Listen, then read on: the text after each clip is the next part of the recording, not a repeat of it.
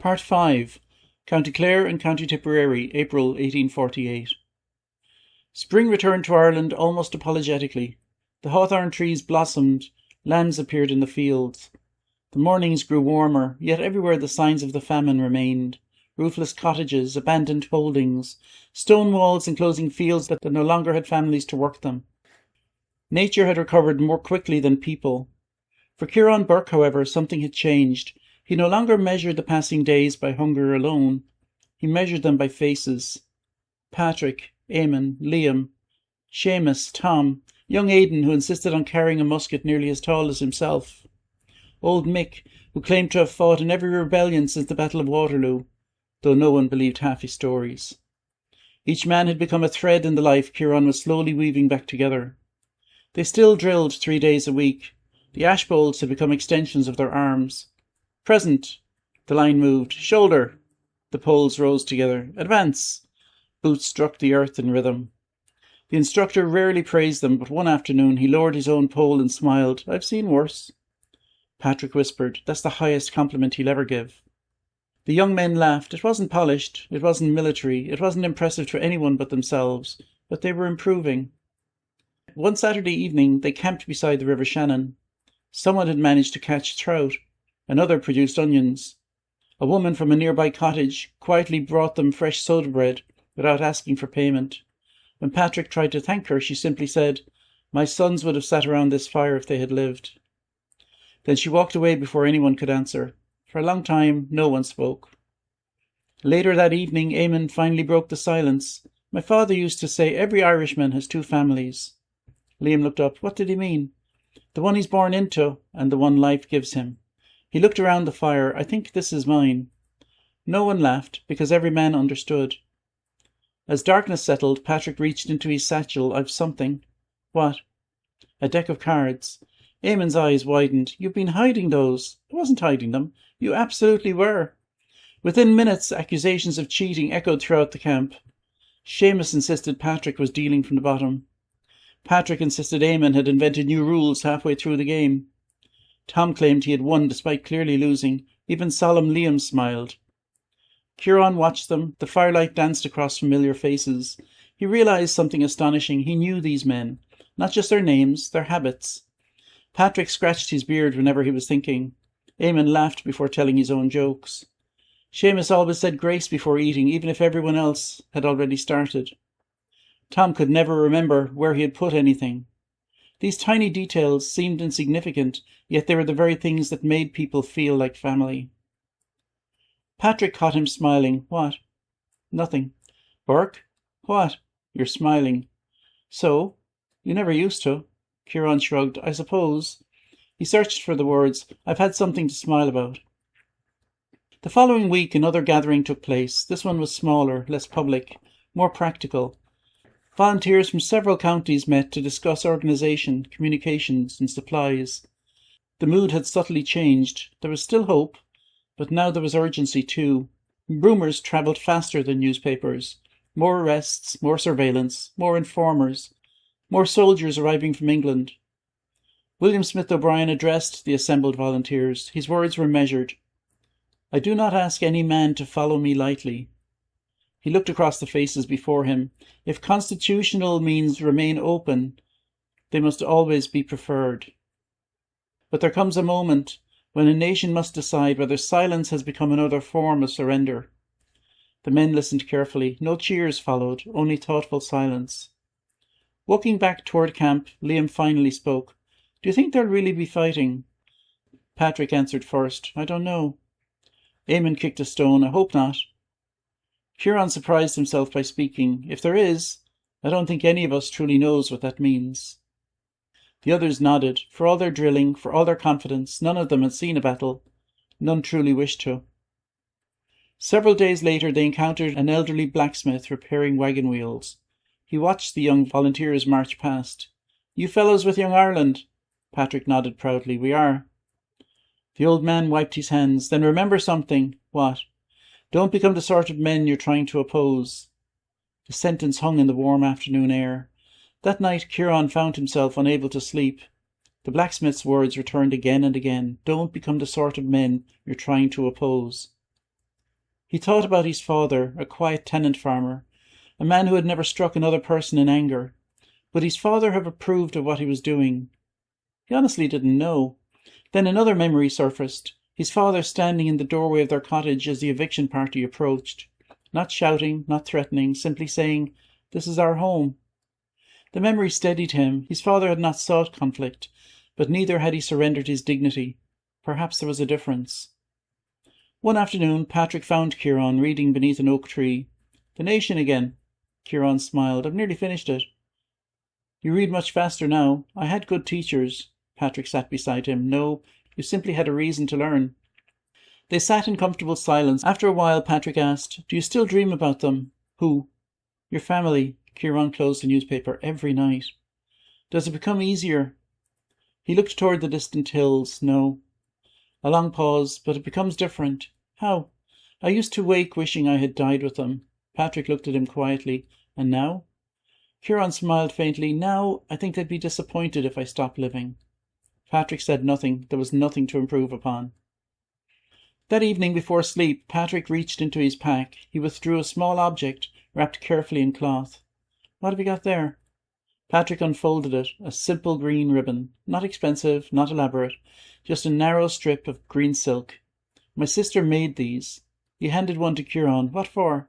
"So we'll know one another." Kieran turned the ribbon over in his hands. "I've nothing to give in return." Patrick smiled. "You've already given it." "What?" "Your friendship."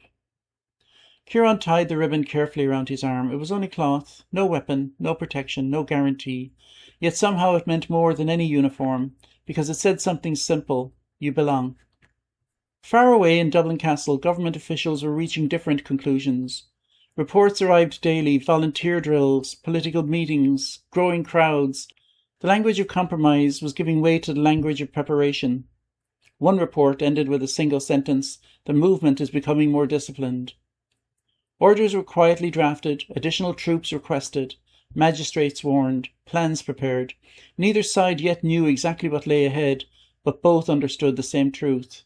Ireland was approaching a crossroads, and once reached, there would be no easy road back. Part 6. May 1848.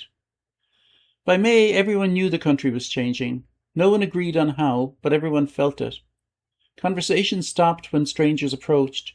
Newspapers disappeared more quickly than bread. Men lowered their voices in public houses. Even children sensed that adults were watching the roads more carefully than before. The volunteers continued to drill, though now there were fewer jokes. Not because spirits had failed, because rumours had become too numerous to ignore. Arrests in Dublin, meetings broken up, new warrants, more soldiers arriving from England. Every week brought another story. No one knew which were true. Some proved false. Others proved worse than anyone imagined. The ash poles still rose and fell together. "Advance!" The line stepped forward. "Halt!" They stopped. Kieran looked down the row of men beside him. Patrick, Eamon, Liam, Tom, young Aidan. None wore uniforms. Most owned only the clothes upon their backs. Several had boots repaired so many times that little original leather remained. One man's coat had once belonged to his father. Another carried a powder horn, despite possessing no firearm. The sight would have looked almost laughable to a professional soldier, yet no one laughed, because every man there understood that each ash pole represented a musket they wished they possessed. One afternoon the instructor stopped the drill. He looked across the assembled volunteers. "I'll ask you a question." No one spoke. "If tomorrow someone placed a musket in your hands, would you know what to do with it?" Silence, then honest laughter. Finally Patrick answered, "I'd probably point the wrong end at the enemy." Even the instructor smiled. "Aye, so would half of you." His smile faded. "Remember that. We're learning. We're not pretending." That distinction mattered. None of them imagined themselves seasoned soldiers. They knew better. That evening they sat beneath an enormous oak. The fire burned low. Eamon sharpened the head of a newly forged pike. He held it up critically. "It'll frighten someone." Patrick grinned. "If you're close enough." "If I'm that close," Eamon shrugged, "we both made poor decisions." The circle erupted in laughter. When the laughter subsided, Liam spoke quietly. "My mother asked me yesterday why I keep coming." "What did you tell her?" He stared into the flames. "I couldn't answer." Patrick looked towards Kieran. "What about you?" Kieran considered the question carefully. 6 months earlier, the answer would have been easy, for food. 3 months earlier, for friendship. Now, he wasn't certain. I think, he searched for the words, because if I stopped coming, I'd become the man I was beneath that hedgerow. No one interrupted. I survived. He looked at his hands, but I wasn't living. Patrick nodded slowly. I understand. The others did too. Several days later, another gathering was held, smaller, quieter. The speeches were shorter now, less concerned with inspiring, more concerned with preparing. William Smith O'Brien addressed the assembled men. I pray, he said, that Ireland may yet secure justice without bloodshed. He paused. No honest man should ever desire war. The volunteers listened intently, but neither should any honest man mistake submission for peace. Afterward, the men walked in scattered groups across the fields. The conversation was subdued. Young Aidan finally voiced what many had been thinking. If soldiers come, what do we actually do? No one answered immediately. Finally Patrick said, We'll do what we've always done, which is stand beside one another. The following week, Huron returned briefly to the place where his family's cottage had once stood. No one knew he had gone. He needed to see it again. The ruined walls were becoming harder to distinguish from the surrounding fields. Grass had begun reclaiming the stones. Nature was patient. It erased slowly.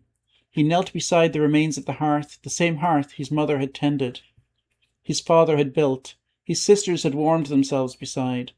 He picked up a small blackened stone. Perhaps it had once formed part of the fireplace. Perhaps not. It hardly mattered. He slipped it into his pocket. He wanted something that reminded him where he had begun. As he prepared to leave, he heard footsteps. An elderly shepherd approached. He looked at Kieran for a long time. You were Burke's boy. Kieran nodded. I was. I knew your father. He was a good man. He was. The shepherd looked around the ruined building. I've often wondered. What? Why you keep coming back? Kieran looked at the collapsed cottage. So I don't forget. The old man nodded. Aye, that's reason enough. When Kieran returned to camp that evening, Patrick noticed the blackened stone. What's that? A piece of home. Patrick turned it over in his hands before returning it. It doesn't look like much. Kieran smiled. It isn't. He slipped it back into his pocket, but it's all I have left. As May drew towards June, the mood across Ireland shifted once again. Europe was aflame with revolution. News from France and the continent stirred hope among some and fear among others. The British authorities watched events with increasing concern. More troops, more patrols, more surveillance. In Dublin Castle, one official summarised the situation bluntly. Better to extinguish a spark than fight a fire. Orders began moving quietly through official channels. Not yet martial law, not yet. But the machinery of government had begun turning, and once it gathered momentum, it rarely stopped. One evening, after the others had fallen asleep, Kieran remained awake beside the dying fire. He held the small stone from his family's hearth in one hand, the green ribbon Patrick had given him in the other. One represented everything he had lost, the other everything he had found. He wondered which would shape the rest of his life. The answer, though he could not yet know it, would come in a cabbage field in Tipperary before the summer was over.